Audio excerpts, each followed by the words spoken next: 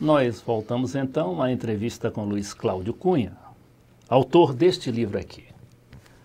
Operação Condor, sequestro dos uruguaios, uma reportagem dos tempos da ditadura.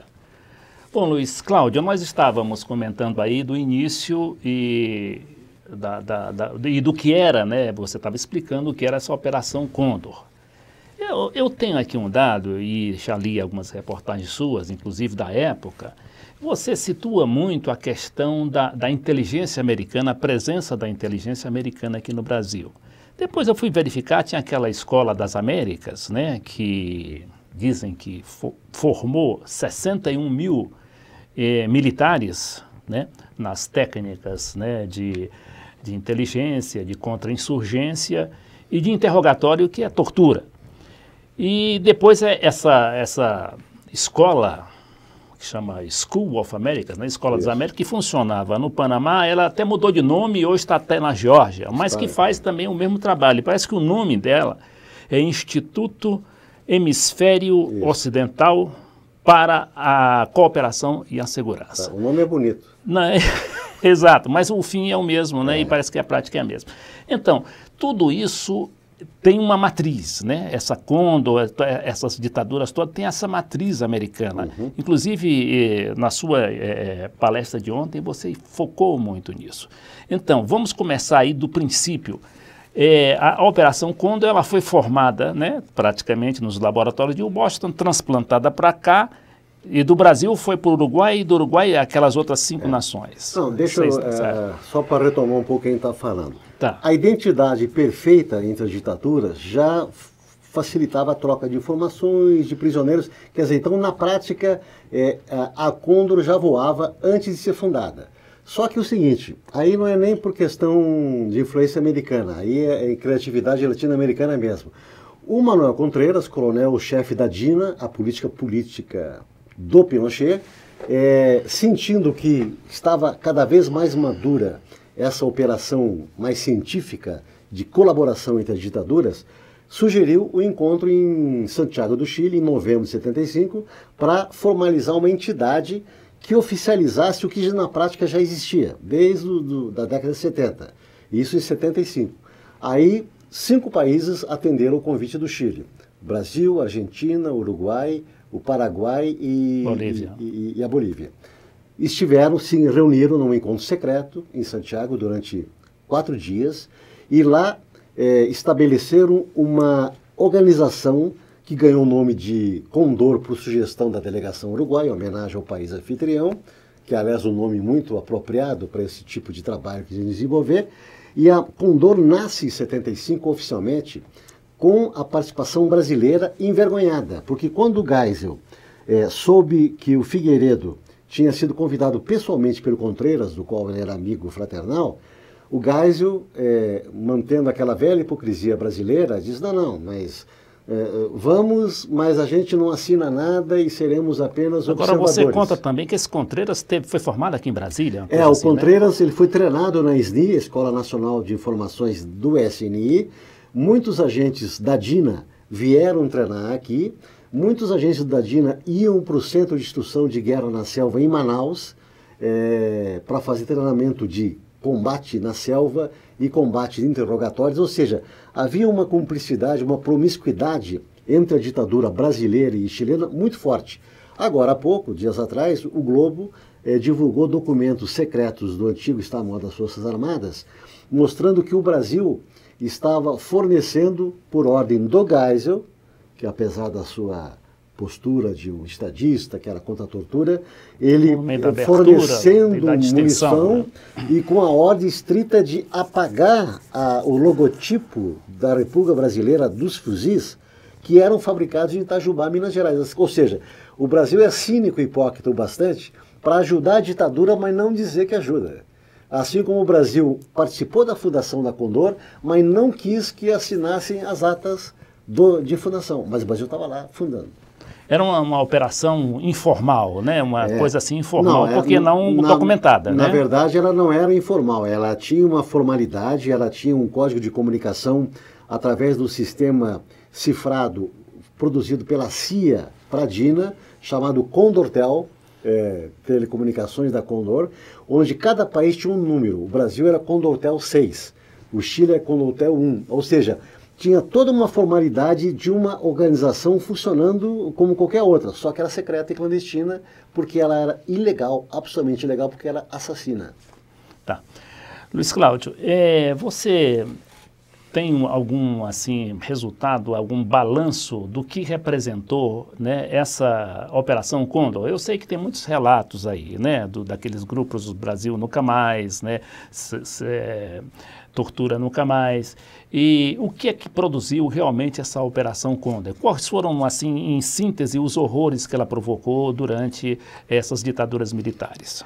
Olha, na verdade, boa parte dos crimes mais cruéis das ditaduras foram praticadas dentro do âmbito da Condor. Nem todos os desaparecidos e mortos eram da Condor, porque às vezes eram presos nos seus próprios países.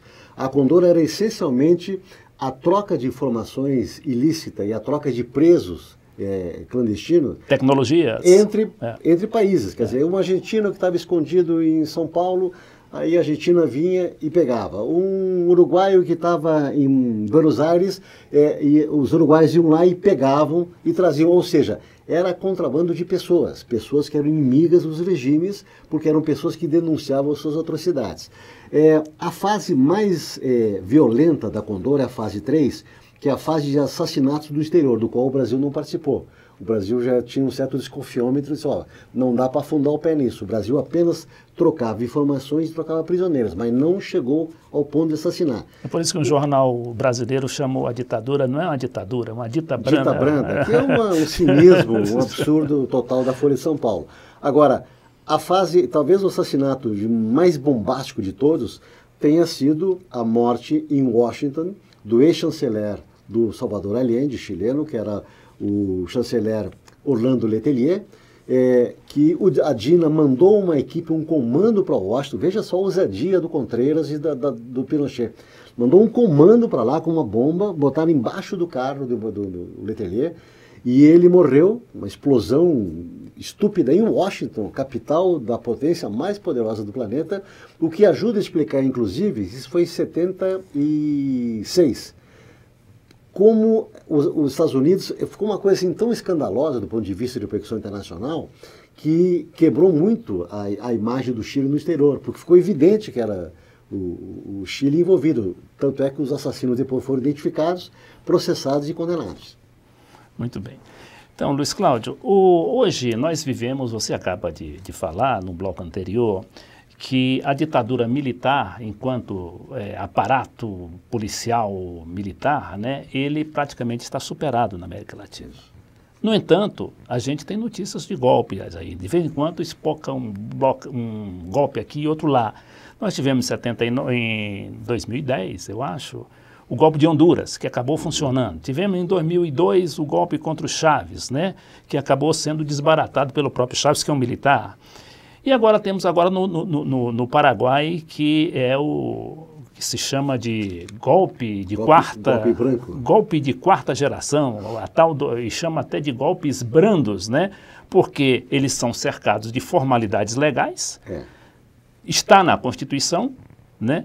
E, no entanto, o presidente não tem direito de defesa e é deposto em uma questão de 6 horas, praticamente. Como é que você vê essa nova realidade, mais assim, sofisticada, este assalto à democracia, este assalto à manifestação popular, né, à soberania dos povos, principalmente a da América Latina?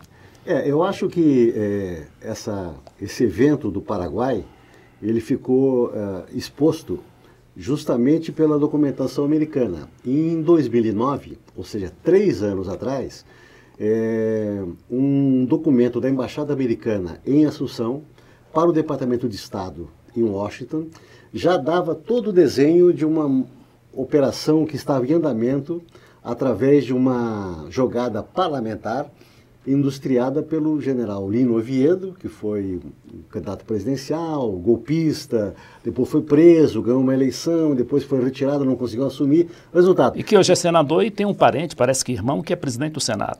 Ou seja, era um mau elemento envolvido com uma causa. Resultado, o que aconteceu agora acabou apenas confirmando o que esse documento vazado pela Wikileaks já prenunciava.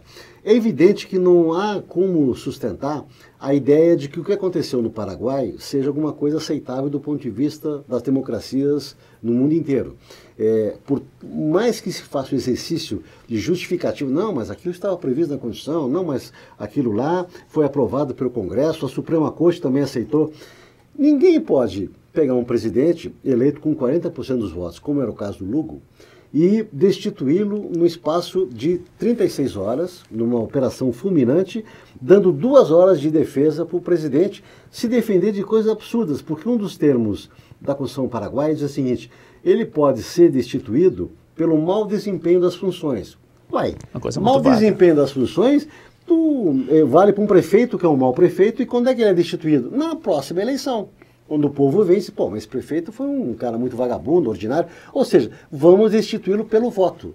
Ou seja, mau desempenho das funções tem uma carga de subjetividade tão evidente que não pode ser alegada para empichar um presidente. E o que nós temos como ironia da história é que o nosso presidente empichado aqui, o Fernando Collor, é um feroz defensor do empichamento do Fernando Lugo, que é um negócio intraduzível, porque ele está de acordo achando que foi tudo normal. Deve estar sendo algum desconto histórico, algum problema psicológico do Fernando Collor em relação ao Fernando Lugo. Só pode ser isso.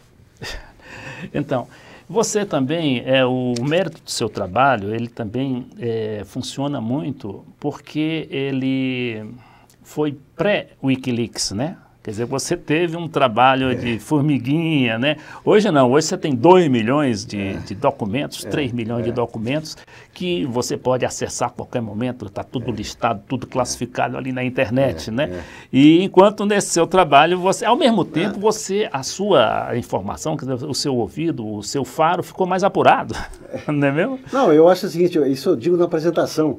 Eu morro de inveja dos meus colegas de hoje, porque esse é um livro, 2 anos de investigação, de apuração, que a tecnologia mais sofisticada que eu tinha é uma caneta Bic e um caderninho de anotação.